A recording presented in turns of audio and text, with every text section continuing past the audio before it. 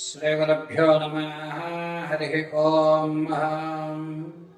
ముక్తా విద్రోమహిమనేలదపులచ్చై ముఖే స్థిరక్షణేః యుక్తా విందు నిబద్ధనరత్నముకుటాం తత్వార్థవర్ణాత్మికాం గాయత్రీం వరదా అభయామహం పుష్కశం శుభ్రం కపాలాం గదాం శంఖం చక్రమధారవిందయుగలం హస్తే వహం తీం భజే యో దేవ సవితాస్మాకం ధియో ధర్మధిగోచరః పరారయత్తస్యద్వర్గాస్తద్వరేణ్యముపాస్మహే సర్వం వేదమాత గాయత్రీ కటాక్షఫలసిత్యర్థం. గురువుగారు ఎప్పుడు చూసినా ఆర్థికమైన విషయాల గురించి లేదా కోర్టు వ్యవస్థల గురించి మాత్రమే మీరు చెప్తున్నారు.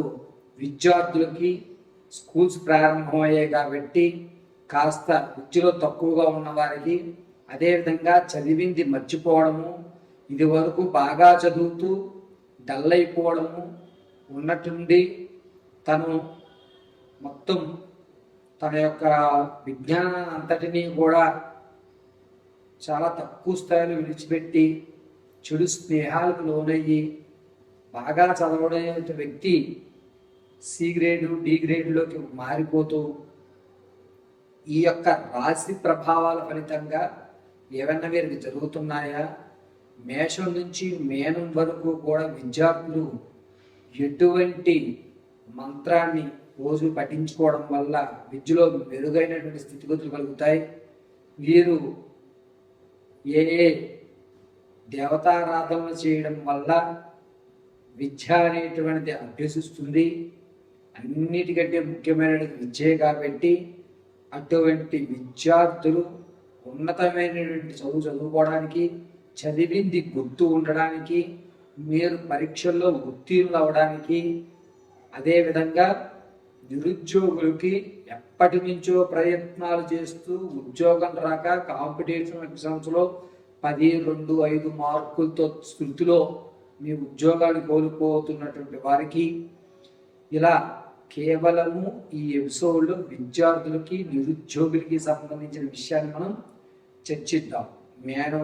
మేషం నుంచి మీనరాశి వరకు కూడా ఏ రాశి వారు ఎటువంటి ఆరాధన చేయాలి, ఎటువంటి నియమాలు పాటిస్తే ఉద్యోగ ప్రాప్తి, అదేవిధంగా విద్య చక్కగా అభ్యసించడం అనేటువంటి పూర్తి విషయాన్ని ఇప్పుడు మనం చర్చించుకుంటూ అసలు విద్యార్థుల్ని ఉన్నతంగా తీర్చిదిద్దాలంటే చదువుని ఎప్పుడు చదువుకోవాలి, ఏ సమయంలో చదువుకోవాలి అనేటువంటి విషయాన్ని కూడా పూర్తిగా మనం చర్చిద్దాం. విద్యార్థులు చదువుకునే టైము తెల్లవారుజామున 5 గంటల నుంచి 6:30లోగా చదువుకోవాలి. ఏ విధంగా చదువుకోవాలి అనేది ప్రతి రాశి వారికి కూడా చదువుకునేటువంటి సమయాన్ని మీకు చెప్పడం జరుగుతుంది. మీనరాశిలో ఉన్నటువంటి విద్యార్థులకి కాస్త ఇబ్బందిదాయకమైన వాతావరణం, చదువు పట్ల శ్రద్ధ అనేటువంటి ఉండదు. పైగా ఏలినాటి శని ప్రభావం ఉండడం వల్ల చదవడం అనేటువంటి చాలా ఇబ్బందిదాయకమైన వాతావరణాలే గోచరిస్తుంది. మీరు వాతావరణం మార్చండి, స్కూల్స్ మార్చండి, లేదా మీరు ఉన్నటువంటి ఇల్లులు మార్చండి, ఎక్కడికి వెళ్ళినా మీ పిల్లవాడి ప్రవర్తనలో మార్పు అయితే మాత్రం జరిగే అవకాశం చాలా తక్కువగా ఉంది. మరి ఏమిటి గురుగారు ఇలా తక్కువగా ఉండి మా వాడి చదువు మీద ఆసక్తి కలగాలి అంటే, శ్రద్ధ కలిగి చదువు మీద కాన్సన్ట్రేషన్ పెట్టాలంటే ఏం చేయాలి అంటే కనుక, మీనరాశి వారికి సంవత్సరం అంతా కూడా విద్యార్థులు కాస్త ముందుగుండిగానే ఉంటారు. బుద్ధి అనేది కొంచెం తక్కువగానే ఉంటుంది. ఇది స్థాయి నుంచి బయటపడడానికి వీరికి కేవలము నారాయణ యొక్క అనుగ్రహమే శరణ్యం. పైగా వరాహ రూపంలో ఉన్నటువంటి స్వామి వారికి నమస్కారం చేయమనండి. వరాహ లక్ష్మీ నరసింహస్వామి వారి దర్శనం చేయడం మీనరాశి వారికి కలిసి వస్తుంది. అలా చేయడం వల్ల కనీసం 40 మార్కుల వరకు అయిన ప్రయత్నంలో చదవడం, కొంత ఉత్తీర్ణత అనేటువంటి కొంచెం తగ్గుతూ ఉంటుంది. పాస్ అవ్వడానికి కొంచెం ఇబ్బంది పడి ఈ సంవత్సరంలో కొంచెం చదువులో గ్యాప్ అనేది ఏర్పడుతుంది. కాబట్టి వరాహ లక్ష్మీ నరసింహస్వామి వారి ఆరాధన మీనరాశి వారికి కలిసి వస్తుంది విద్యార్థులకి.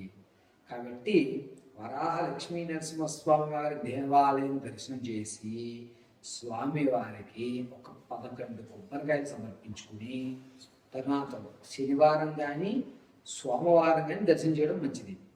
తదనంతరము మీ ఇంట్లోని వరాహలక్ష్మీ నరసింహస్వామి వారి ఫోటో పెట్టుకుని చక్కగా పింక్ వర్ణంతో కానీ లేకపోతే పసుపు మందారం కానీ స్వామివారికి సమర్పించి మనం ఎక్కడైతే చదువుకుంటారో పిల్లలు అక్కడ ఒక వరాహలక్ష్మీ నరసింహస్వామి వారి ఫోటో పెట్టి పసుపు పుష్పం కానీ పింక్ వర్ణంతో ఉన్న పుష్పం కానీ స్వామివారికి సమర్పించి వరాహ లక్ష్మీ నరసింహస్వామి అష్టోత్తరంతో మీ ఇంట్లో ఉన్న దేవతామూర్తి దగ్గర పసుపు అక్షతలతో అర్చన చేయండి. ఈ అక్షతలు ఎలా కలపాలి? బియ్యము, నెయ్యి, పచ్చకర్పూరం కొంచెం వేసి మూడింటిని కలిపి వేయండి. నీళ్లు కానీ నూనె కానీ అస్సలు వాడకండి. ఇలా ఆ అక్షతలతో అర్చన చేసి తర్వాత రోజు ఉదయం పిల్లాడు స్నానం చేసి వచ్చిన తర్వాత స్వామివారికి పుష్పం పెడతారుగా, ఆ తర్వాత ఈ అక్షతలు వాళ్ళ పూజ చేసిన అక్షతలు రేపు ఉదయం పిల్లవాడి శిరస్సు మీద వేయండి. కాస్త పర్వాలేదు అనేటువంటి వాతావరణం ఏర్పడుతుంది. నిరుద్యోగులకు కూడా ఈ సంవత్సరం వస్తే గడ్డు కాలంలోనే ఉందని చెప్పచ్చు. డిసెంబర్లో శుభవార్త వినే అవకాశం ఏర్పడుతుంది, అది కూడా డిసెంబర్ మొదటి వారంలో. కాబట్టి మీకు ఆల్మోస్ట్ జాబ్కి ఎప్పుడు వస్తుంది అంటే జనవరిలోనే వస్తుంది. కానీ ఈ సంవత్సరం కొంత గడ్డి కాలంగానే ఉంది. వరాహ లక్ష్మీ నరసింహస్వామి వారి ఆరాధన చేయడం అనేటువంటిదే మీనరాశి వారికి అద్భుతంగా కలిసి వస్తుంది. ఇలా మీరు ఒకవేళ ఇంకాస్త గుప్తంగా చేసుకుందాం అనుకుంటున్నాము, ఇంకాస్త శ్రద్ధగా చేద్దాం అనుకుంటున్నాము అంటే కనుక మీనరాశి వారు ఏం చేస్తారంటే ప్రతిరోజు ఒక 4 చపాతీలు సాయంత్రం వేళ చేసుకుని 4 గంటల 5 ఆ టయానికి లేదా తల్లిదండ్రుల్లో ఎవరన్నా సరి చేసేసి ఒక బాక్స్లో పెట్టి పిల్లలు స్కూల్ నుంచి వచ్చిన తర్వాత కాలు చేతులు అయ్యాక ఆ వాటిని ఆవుకి తినిపించండి. చపాతీ ఆవుకి మాత్రం సాయం సంధ్య వేళ తినిపించండి. అద్భుతమైన ఫలితాలు పొందుతుంటారు. అంతేకాకుండా నిరుద్యోగులకు మాత్రం శుభ పరిమాణము అనేటువంటిది వచ్చే అవకాశం చాలా తక్కువగా ఉంటుంది.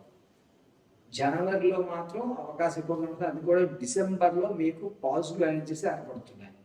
కాబట్టి మీనరాశిలో ఉన్నటువంటి వారు విద్యార్థులు అదేవిధంగా నిరుద్యోగులు ఇరువురు కూడా వరాహలక్ష్మీ నరసింహస్వామి వారి ఆరాధన చేయడానికే చూడండి.